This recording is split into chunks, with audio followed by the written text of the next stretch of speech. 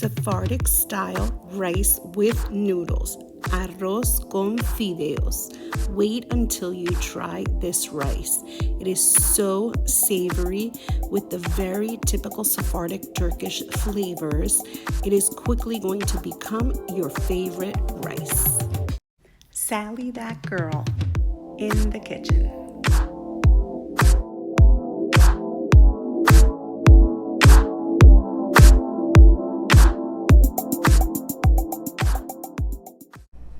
Hi everyone, and welcome to another episode of Sally, that girl, in the kitchen. In today's episode, I'm going to teach you how to make arroz con fideos, rice with toasted noodles. So, in my Sephardic Turkish household growing up, we ate this rice often. It's a staple, and I know it's a staple in other Mediterranean countries too. My grandparents went from Turkey to Cuba, and when they went to Cuba, they brought with them this delicious dish of rice with noodles, and it is super yummy. So if you've seen some of my videos before, you may have seen me make Fideos Fritos, which is also delicious and made with toasted noodles. So I'm definitely going to link that video to this one in case you want to check that one out too. You can serve this with really whatever, and it's really the perfect side.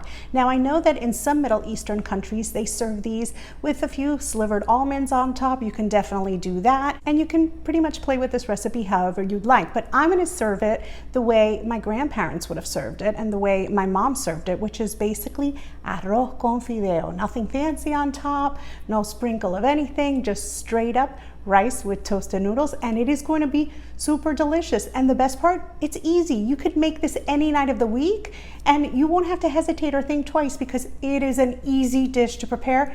Everyone's going to love it, and it's a little different than your regular white rice. So I'm super excited to teach you how to make this. So let's not wait another second and let's get started. For today's recipe, you will need a 1/4 cup of extra virgin olive oil, 3 ounces of fideos, in other words, real thin noodles. I'm using thin egg noodles. 1½ cups of long grain rice, 1 small yellow onion, 1 tablespoon of tomato paste, 32 ounces, in other words, 4 cups of chicken broth, 1/2 teaspoon of salt. I'm only adding 1/2 teaspoon because my broth already contains some salt, and 1/2 teaspoon of onion powder. You will also need a large fork, such as a serving fork, some dry measuring cups, some measuring spoons, a cutting board and a knife, a wet measuring cup, and a medium-sized pot with a lid. So now that we have all of our ingredients and tools together, let's get started. So the first thing you're going to want to do is grab your small yellow onion, and then what we're going to do is we're going to cut off both ends and we're going to peel our onion. But we are not going to chop up our onion. We're going to leave our onion whole. All we're doing is taking off the ends and peeling it, as we're going to be adding this onion whole because what we want to do is flavor our rice with it, but we don't want pieces of onion running throughout. So this is just going to add a ton of flavor.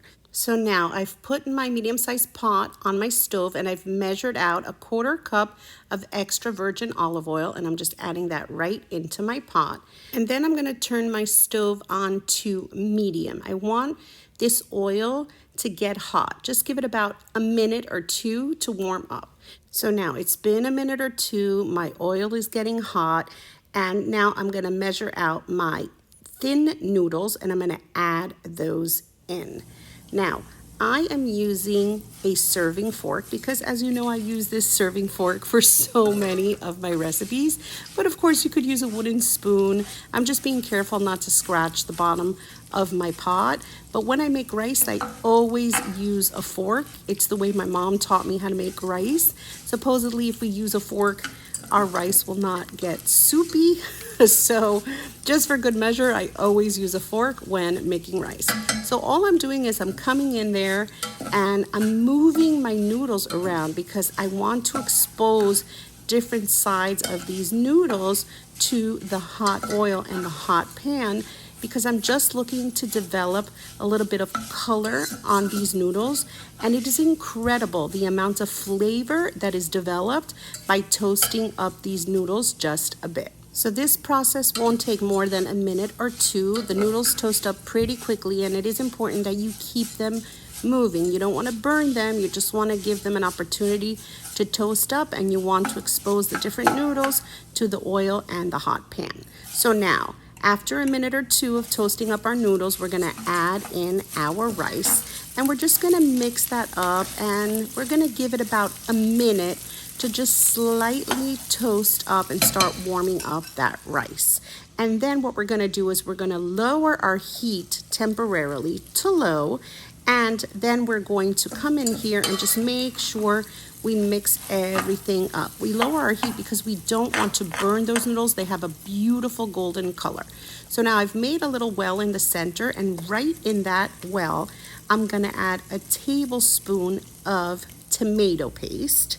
And then I'm coming over with my onion powder. And then I'm also gonna add in my salt. And then I'm going to bring that whole onion and I'm just gonna pop that right in. And then on top of that, I'm gonna open up my box of chicken broth, or of course you can measure it out if you've made your own broth. And I'm adding in that entire box. That's 32 ounces or 4 cups of chicken broth.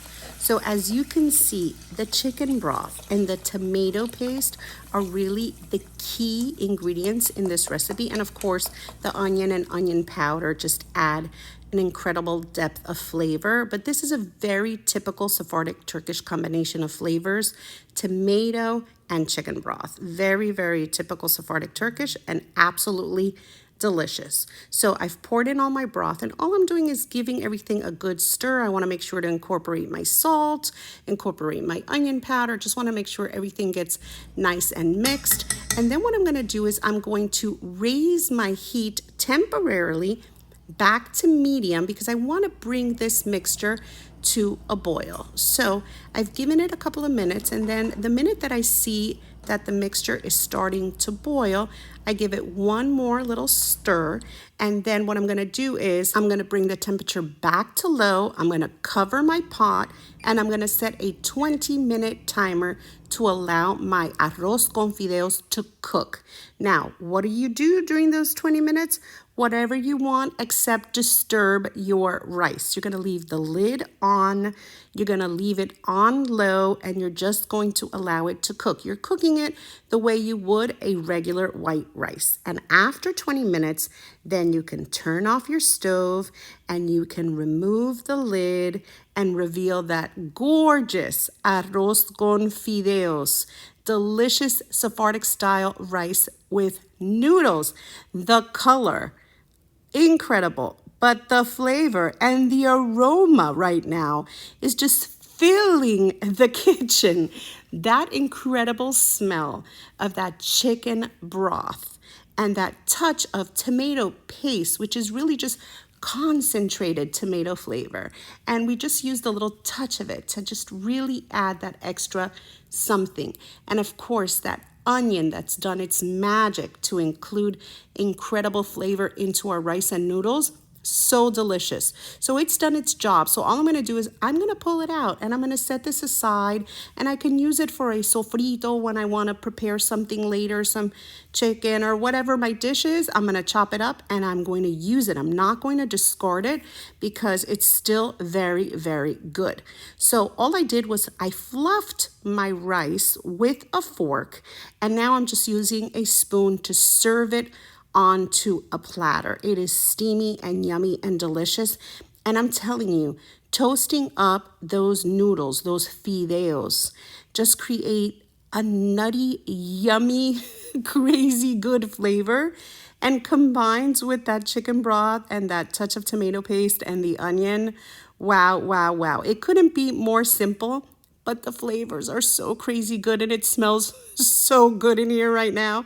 My mouth is literally salivating. I cannot wait to dig into this. It is so yummy, and it's just such a perfect side. It's easy to make. You can make it any night of the week, and it goes great with pretty much anything, any protein you want to serve it with. It's going to be absolutely divine. So I am going to go ahead and serve myself some. Look at those beautiful toasted noodles. Just so absolutely gorgeous. This is just a rice that has been just elevated to another level. And wait till you taste it. It's just so crazy yummy. So yes, I'm excited. So I've served myself some, and I just cannot wait to dig in. It's just looking so beautiful, and it gets just a beautiful golden color from that chicken broth and those toasty noodles and that touch of tomato paste. The color, the flavor, the aroma, it's just perfect. So I'm going in. I cannot wait to taste this. It's just warm and yummy and inviting. It's just absolutely delicious. I take a nice big bite. I love this stuff. So toasty and so good. Amazing. So delicious. Just like my grandmothers would make, just like my mom would make. Toasty, yummy, absolutely satisfying. Just such a delicious rice. You're gonna love it. It's so crazy good. I could eat it alone, but you know what? I'm gonna go ahead and serve myself a little bit of leftover ground meat that I have from last night. I'm actually gonna link my picadillo recipe also to this video because it's amazing with some picadillo on the side, and I'm gonna call this lunch. So good. So how totally yummy do these guys look? It's just a little extra special. It's not just your plain run-of-the-mill white rice. People can tell that you put just a little extra effort in, but hardly any effort really. You get an output that seems like you put a lot into it, but really it's super simple. It's not that much more difficult than making a regular rice. But by doing what we do to this rice and adding those extra noodles and just preparing it the way we have, you're gonna elevate the flavor of the rice. It's gonna be super yummy, and it's gonna be special, and you're gonna make everyone feel like you love them.